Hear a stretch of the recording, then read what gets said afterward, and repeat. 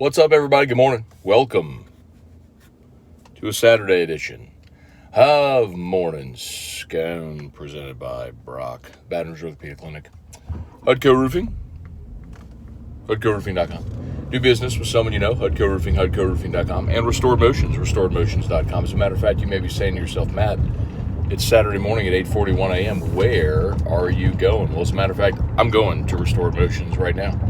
Going to see Crystal Poche. Texted her yesterday. Little crick in my neck, pull in my back. I said, hey, you got any openings? She said, come on. 9 a.m. Saturday. Let's roll. We can go get right. Hope your Saturday's off to a great start. Little game day. No LSU game today. What if I can put that right there? No, that's not going to work. No, I'll just hold it.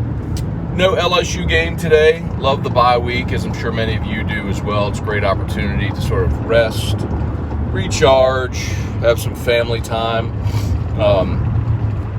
That's what we're going to do. Going to go to dinner tonight. Looking forward to that. A lot of times we do sort of an adult weekend in New Orleans. Decided to stay in BR this weekend. So we'll go out to dinner tonight with some friends and family, and good night out, little unplug, recharge.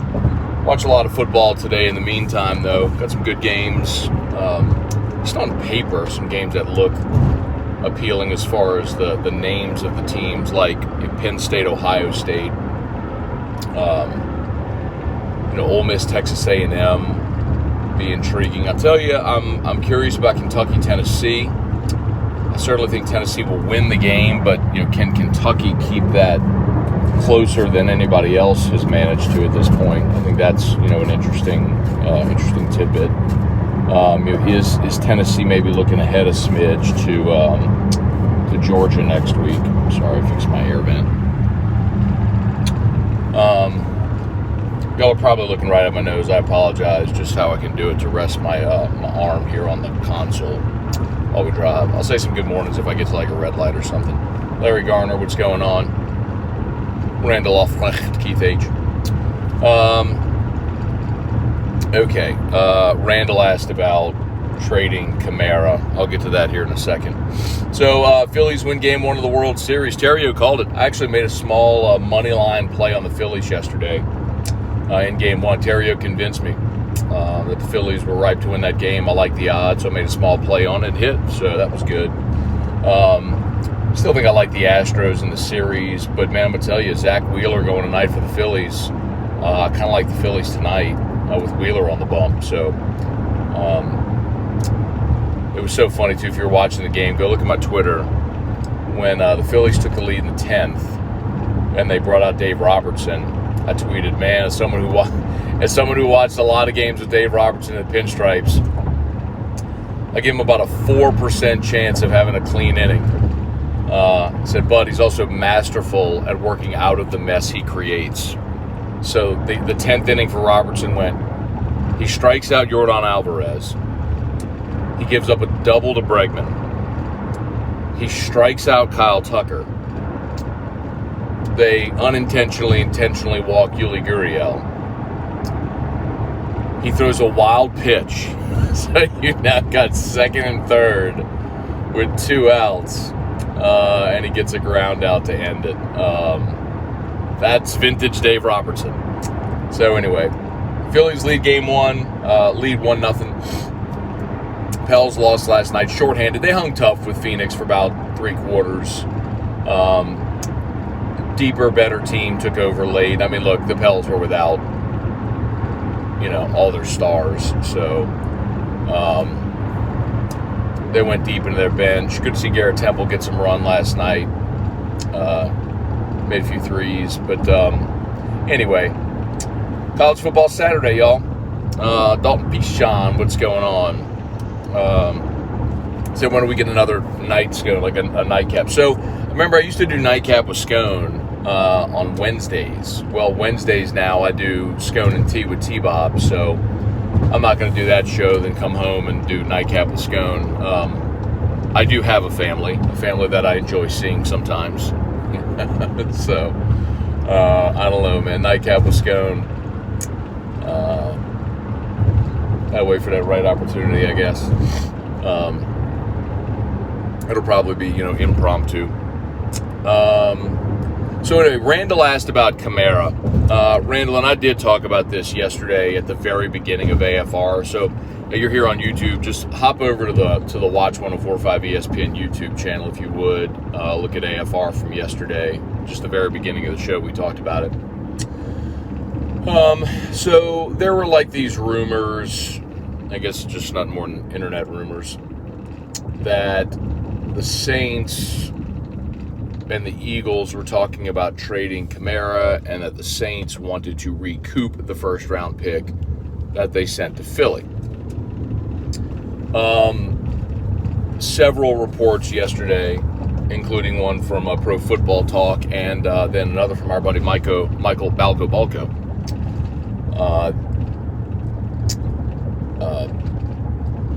Essentially called it nonsense. The Saints aren't trading Kamara to Philly.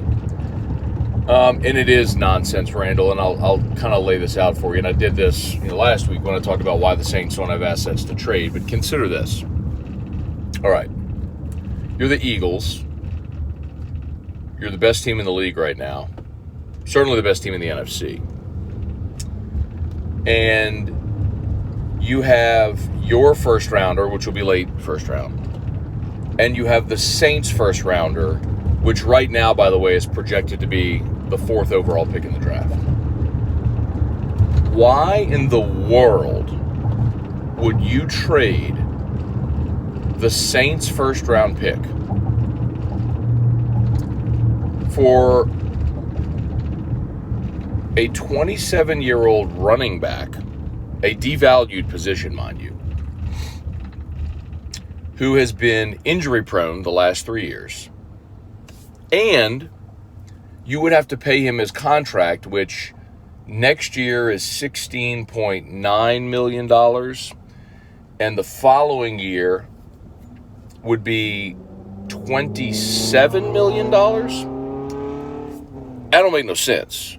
Howie Roseman may not be the best executive. Maybe he is the best, but you'd have to be a moron to trade a first-round pick for Alvin Kamara right now.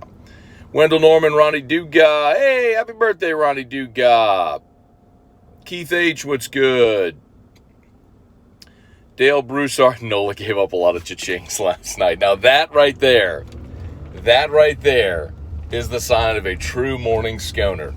I mean, that is a dig deep in the Wayback Machine for that Easter egg. Erica does not like that in baseball.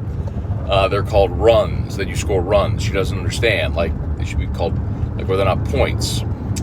She said, what if we call them, like, cha-chings? So that's an Erica Moscona line.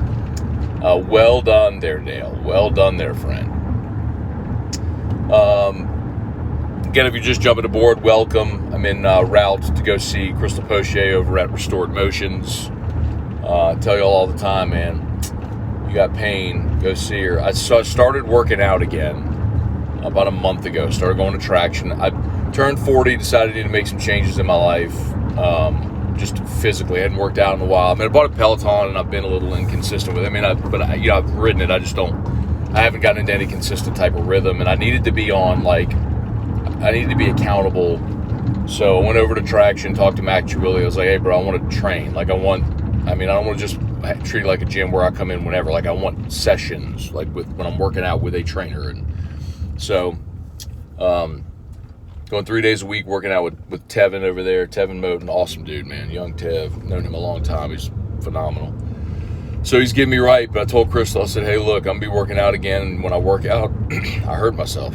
So I need to make sure I stay right if I'm going to do this. So it's one of the reasons I hadn't worked out in a long time.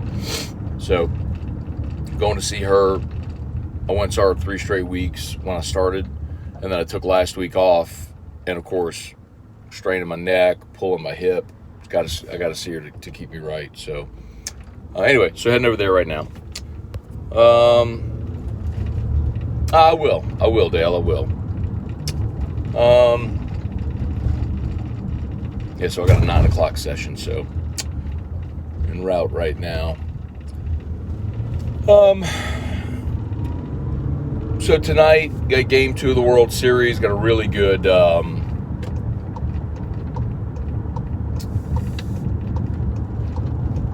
football day today as well. I say that, and actually, it's not that good of a football day today. I think a lot of teams do take their bye on this weekend. Phil Steele was telling me yesterday, because he does game previews for every game. He said, on a normal weekend there's like 60 games or so. So like in November, like every week there's like 62 or 64, because everybody's taking their bye. So there's like 40, maybe 48, 40, 42, maybe 42 games this weekend. So a little bit lighter card.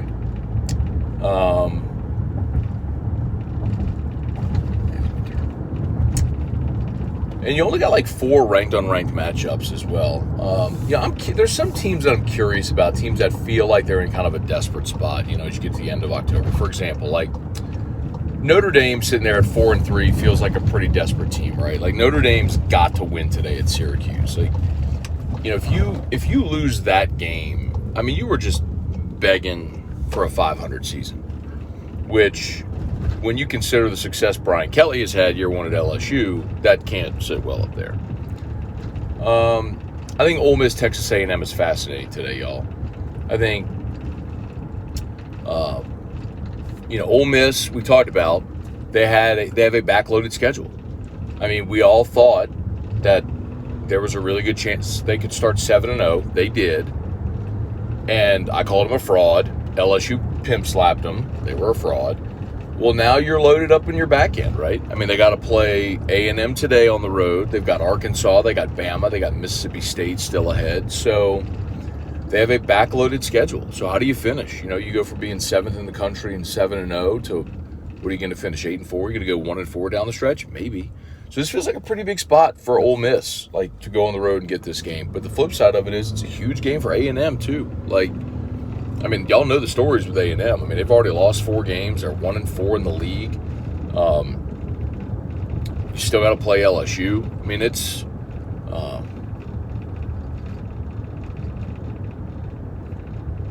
next one. Sorry, I was looking for my turn. That's a massively significant game. Kentucky, Tennessee, I'm really interested in today as well. I think Tennessee wins, of course, but this, if ever there was a sort of tripwire game, it feels like this is the one. It is in Neyland, which helps Tennessee tremendously. But man, they got Georgia next week. Number 3 in the country now. Kentucky usually plays them tough. Mark Stoops, different style, wants to slow it down a little bit, play good D, run the ball with Chris Rodriguez. We'll see if they can get him into a different game stylistically than what Tennessee wants to play.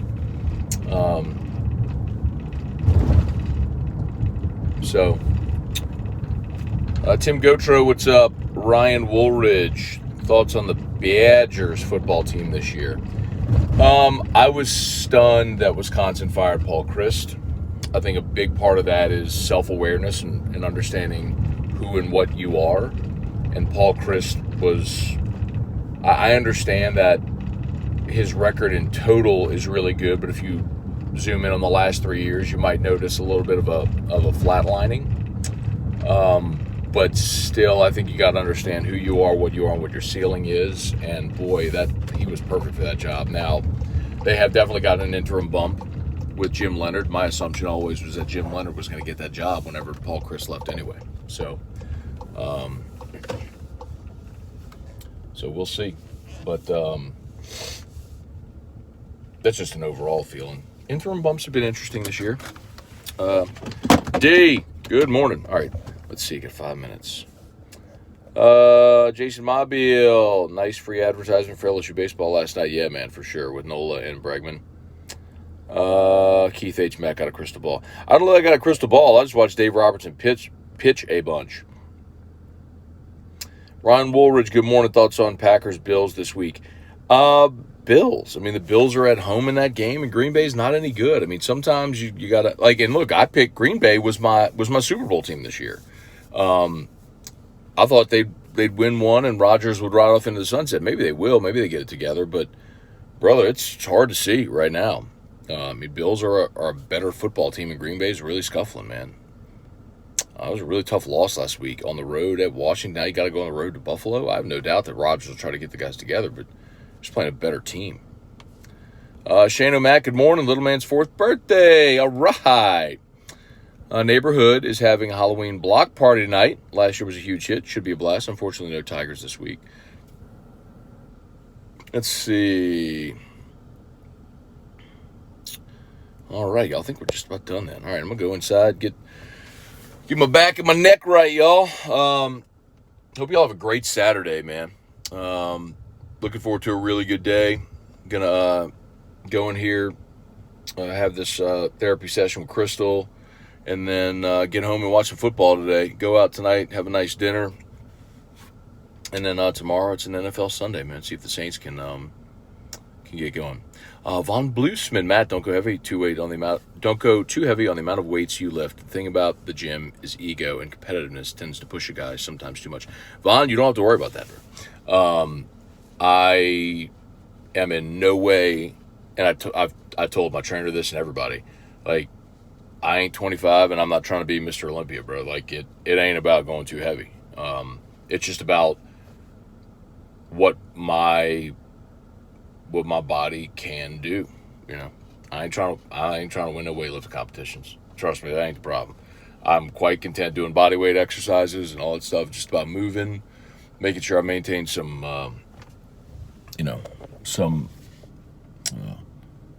muscle mass, functional movement, all that good stuff. So, but I needed to get that going. So I needed that, and going to see a GP, going to see Dr. Chastain on Monday. First time I've been to a GP in my life. I mean, 40. Yeah, just gotta do it. Gotta take care of myself. So anyway, all right, y'all, have an awesome day. Go Tigers, other than not playing. Peace.